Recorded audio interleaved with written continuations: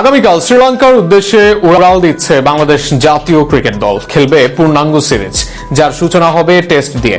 সফরে রয়েছে test, one day ও টি-20 series. কিন্তু সফরের প্রথম ধাপে অর্থাৎ লাল বলের লড়াইয়ে নিয়ে বেশ জটিল সমীকরণে পড়েছে নির্বাচক ও টিম ম্যানেজমেন্ট। টেস্ট স্কোয়াডে রাখা হয়েছে 4 পেসার: ইবাদত হোসেন, হাসান মাহমুদ, খালেদ আহমেদ ও নাহিদ রানা। তবে বাস্তবতা হলো একাদশে জায়গা পাবেন সর্বোচ্চ 2 থেকে 3 জন।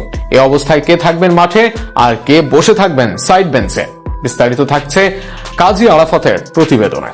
বিশ্লেষক এবং ঘনিষ্ঠ সূত্রদের মতে, যদি দল দুজন পেসার নিয়ে মাঠে নামে তাহলে হাসান মাহমুদ ও নাহিদ রানা হতে পারেন অটোমেটিক পছন্দ। হাসান মাহমুদের ধারাবাহিকতা সাম্প্রতিক সময়ে নজর কেড়েছে।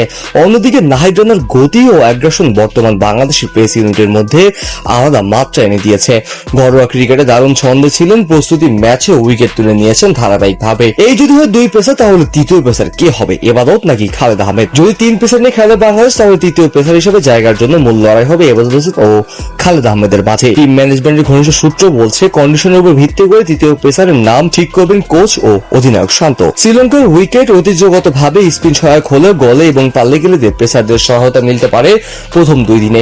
এই ভাবনা থেকেও 3 পেসার নিয়ে খেলার সম্ভাবনা একেবারে উড়িয়ে দেওয়া যাচ্ছে না। তবে স্কোয়াডে 4 স্পিনার থাকায়, অর্থাৎ তাইজুল, মিরাজ, নাসুম ও নাইম থাকার ম্যানেজমেন্ট ব্যালেন্স করার রক্ষায় 2 জন পেসার 2 জন স্পিনার ফরম্যাটে জিতে পারে। হাসান মাহমুদ দলের প্রধান পেস অস্ত্র হয়ে উঠেছেন, তার পাশাপাশি নাহিদ রানার গতিও প্রয়োজন। তৃতীয় পেসার হিসেবে এবারকে এগিয়ে রাখা যায় অভিজ্ঞতার কারণে। অন্যদিকে খালেদ আহমেদ এমন একজন বলার যিনি ম্যাচের গভীরে গিয়ে উইকেট এনে দিতে পারেন, সেটি উপেক্ষা করাও ঠিক হবে না।